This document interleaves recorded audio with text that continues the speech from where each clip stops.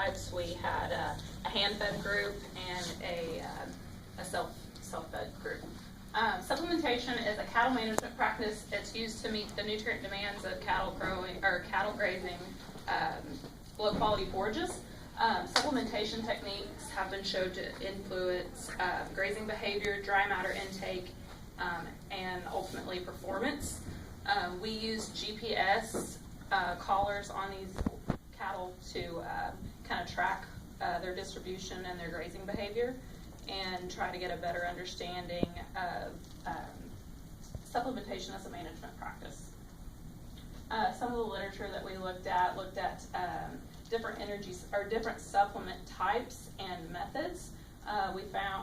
It was found that energy supplementation would decrease dry matter intake while protein supplementation would increase dry matter intake, and in some instances there was no effect on dry matter intake whatsoever. There was also a study done that looked at steers fed with self-feeders and found that they would visit the feeder once or twice daily during times of low grazing activity, and that was the case for all treatment groups. And then there was also no correlation between how often the cattle were supplemented and the distribution, dry matter intake, and harvest efficiency. Our hypothesis was that the hand-fed steers would spend less time grazing than the self-fed steers due to feed anticipation. Our objectives were to determine if there were any differences between the grazing behavior and the grazing distribution of the two groups. Okay, so technically we piggybacked on another grad student's project. He was doing the supplementation trials. So we just used the same animals that he was using. We randomly selected 12 of the crossbred steers, 6 from the hand-fed treatment group, and 6 that were used on the smart feed treatment group. The GPS collars that we used 2 different types, as you see in the pictures. The one that all the cattle were wearing, all 12, were these custom-built GPS collars. There was a leather band that we put on, just like a dog collar. And then the GPS were in these black boxes for protection. And then we randomly chose one animal from each of the groups to wear these extra I Got You trackers, which were just used to verify to make sure the GPS were working properly and that the data was lining up correctly. Okay, we conducted this research project at the OSU Bluestem Research Range, also known as the OSU Cross Timbers. The range was divided into 2 pastures, the West Native, which housed our hand-fed steers, and the East Native, which housed our smart-fed steers. Both treatment groups had ad-lib access to water and unrestricted access to the whole pasture. This site is currently characterized as being in a tall grass savanna in good condition. So some of the forages you would expect to find here are your big blue stem, your little blue stem, your switchgrass, your Indian grass, and your Scribner's panicum. Some of the woody type species are your blackjack oak, your post oak, your American elm, and your eastern red cedar. And there is a picture of a map of the pastures. The one on your left is your West Native, and the one on your right is your East Native, with a central working facility where the cattle were fed.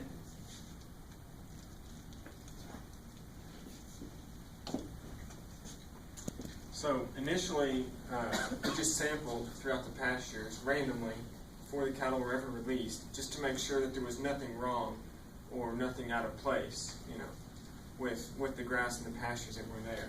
And what you see here there's a hotspot map here on the left, and then the heat map on the right. So this is actually the data after the animals have been there, been moving around, been grazing, and consuming forage. So what you see here, so these orange X's on the map, that is a hot spot that we chose, and then the green X's are cold spots. So what we would do with this is, and when we were choosing hot spots, we try to choose places that were away from water, or places where they were being fed hay, or high traffic areas, so that to make sure that we were getting, we were sampling a place that the animals were actually grazing, and we were hoping to get a better or more accurate observation as to what the animals were eating. So in the cold spots, it's kind of the same thing. We're sampling just to see if there's anything there that maybe was keeping them from going into that area. So what you see here in the heat map, and you really can't see it because it's kind of small, but there should also be lines kind of connecting those blue dots, which also it recorded the paths that each animal took. So if you took this heat map and you set it on top of this other hot and cold spot map, you can kind of see the Y here on the left. That's that big ravine with all the cedars where the cattle couldn't go.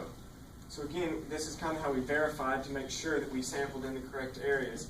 And what we found in the cold spot parts of the pasture, which are white on the heat map, is that there's a lot of blackberry bushes and physical deterrents to grazing that kept the animals out of those areas. Moving on to some of the statistical results, so we used two different software programs to analyze our data. The first being QGIS, which is just a geographical software program. So that's how we generated those heat maps and kind of the distribution maps to show where the cattle had been grazing. We also used that to calculate daily distances traveled, and then took those values and put those into R, which is a statistical software program, to analyze for significance. So the first graph we have up here, to set it up, we have travel length in kilometers on the y-axis, and then date along the bottom, with our hand-fed group being denoted by HF and red dots, and then smart feed is SF with blue dots. So as you can see, the hand-fed treatment traveled about 3.9 kilometers per day, as opposed to the smart feed group, which was about 4.06 kilometers per day. While a little bit different numerically, they were not statistically significant, with a p-value of 0.293. Next thing we decided to look at was feed day interaction with travel length. So as you'll see along the bottom, feed day N equals no and Y equals yes. And these denote the days that the hand-fed treatment was provided supplement. So the yes days would be Monday, Wednesday, Friday, and on those days the hand-fed group was brought up to the working facility to be supplemented. And then the smart feed group had continuous access to their feeders, so the yes and no on their side of the graph just denotes days that that hand-fed treatment was fed. So when we looked at that, on non-supplemented days, they traveled about 4.17 kilometers versus 3.74 on supplemented days. So the cattle in both groups actually traveled less on the days that the hand-fed group was supplemented. And this was statistically significant at 0.0047. So what was really interesting here is that even though the smart feed group wasn't being brought up like the hand-fed group, they still kind of mirrored the actions of the hand-fed group.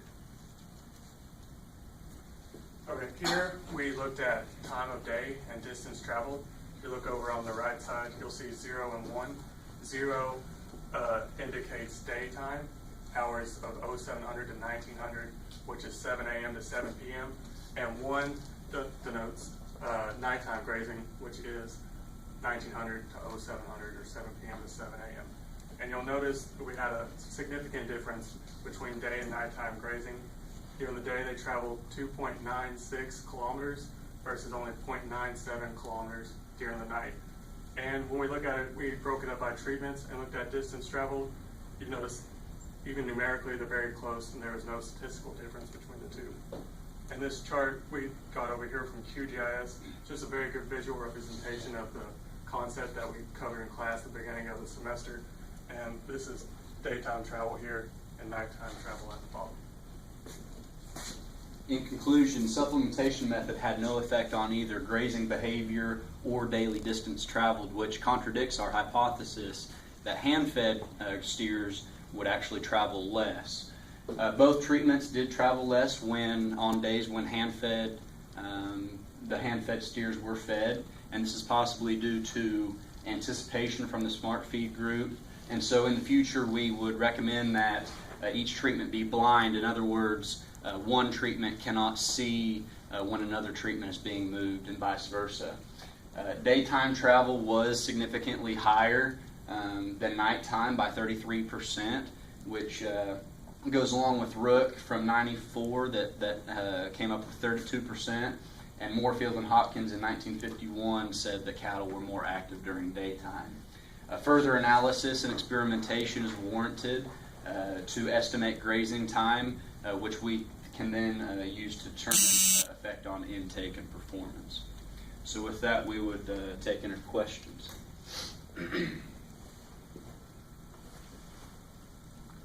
Yeah, we can ask questions here, so go ahead. What supplement did you use? It was a protein supplement. It had soybean hulls primarily, so we didn't focus very much on the effect of supplementation on like the performance of the cattle. We were more towards the method of supplementation on grazing behavior. It was 80% soybean meal, 20% soybean hulls. But she's right, that's not the point of this project. Good. Other questions? Was there, like, the water that was on each pasture, was it relatively the same distance away in each pasture of, like, where cattle were? Good question. Right there is the pond for the West Native, or the hand-fed cattle. And then over here, kind of just a little bit closer to the working facility, there's a stock tank kind of in the middle of those pastures where the cattle would have water. So there's a little bit different water area, but they do have affluent access to it.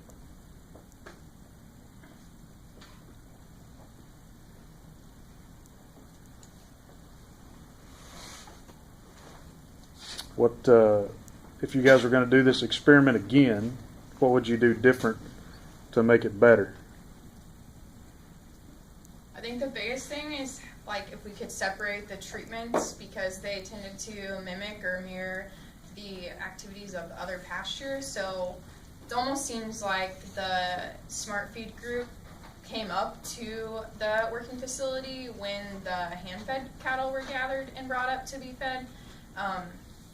We don't know that 100%, but that's kind of our theory. So if we could make those treatments blind, kind of like we mentioned in the conclusion, to kind of take out maybe that method of error and see if they still behave the same. It'd also be interesting to actually visually look at these animals and watch them and record how long it takes them to move and what they're doing while they're moving. So are they spending time grazing? How long are they spending that time? And get different measurement points, different time points where we can take that data and then look at some of this other GPS data and figure out how those things correlate and use that for the specific animals that we used.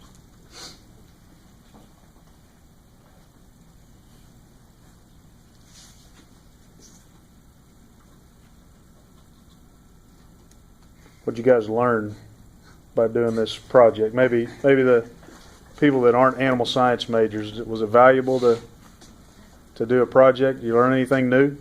Oh yeah, I mean, I've already had experience just by like going out there and like, as a grad student, I start looking for jobs and everything. And when I mentioned, I'm doing stuff with GPS, so many people have been interested. So using the GPS collars and stuff is really cool. It was cool to see the QGIS programs in RStudio, because it was new programs I never worked with. So if you're thinking about going into the research field and things like that, I highly recommend start looking at programs like that, because it was a really good experience to see how that stuff is programmed. And I'd say another thing I think that we all learned would be you overlook like minor details that end up having major effects, at the end of the project. For sure. Trying to take everything into consideration before you begin is always good. Yep. Go ahead. So, just looking at the map, it looks like the West Native had a lot more like tree cover and things like that. Do you think that would have had any effect on their behavior at all, just as far as their distribution and maybe their activity? I mean, I don't know a lot about that, but do you think that would have caused any noticeable difference between the two? Yeah, can you move it up to the hotspot map? See, if you go to the hotspot map, you can really see. Well, here's the hotspot that the heat. I mean, this is like kind of where they traveled, and since it's white here, that means they did not go through there at all. You don't even see blue lines when we pull it up, and you really zoom in. So it definitely had an effect on where and how they traveled throughout the pasture. I know a lot of times too, where those blackberries and stuff were growing, the soil was a little more disturbed, and there was a little bit of slope problems there as well. So maybe that also affected the results. Yes. That might be something we do different on another trial. Maybe have the range a little more even, a little less terrain difference. Another thing I think that I know we left out when sampling would be sampling for different soil types and making sure that you had the correct amount of samples for that soil type.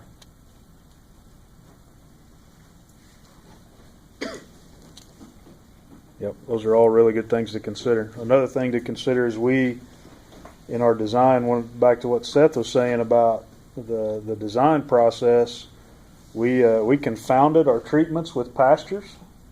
So all of one treatment was in one pasture and all the other treatment was in the other pasture for the entire experiment. So it's a little bit hard to say that all the results that we saw are only due to the supplementation method, because part of them might have been due to the pastures and the differences in the pastures. So if we were going to do this again, a thing we could do is graze one treatment in one pasture for a period of time and then swap them, so that both treatments graze in both pastures, and you can kind of wash out that confounding effect of the pasture.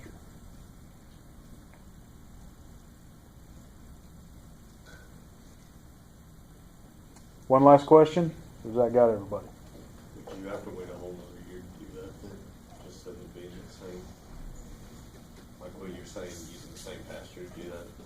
Depending on your time frame, I guess. Would you have to wait till the next year to do that? What do you guys think? No, I think for this experiment, Garrett switched every 2 weeks on his trial, and so we could have probably done that then. Okay.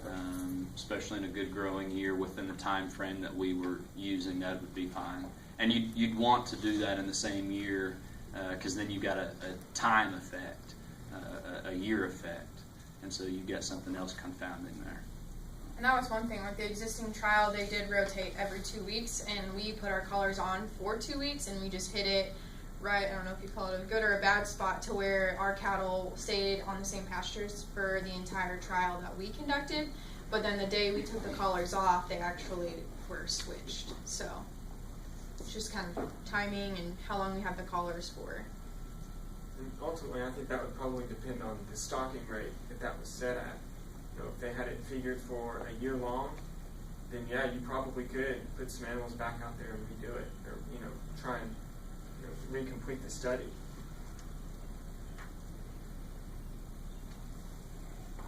Great. Good job, guys. Thank you.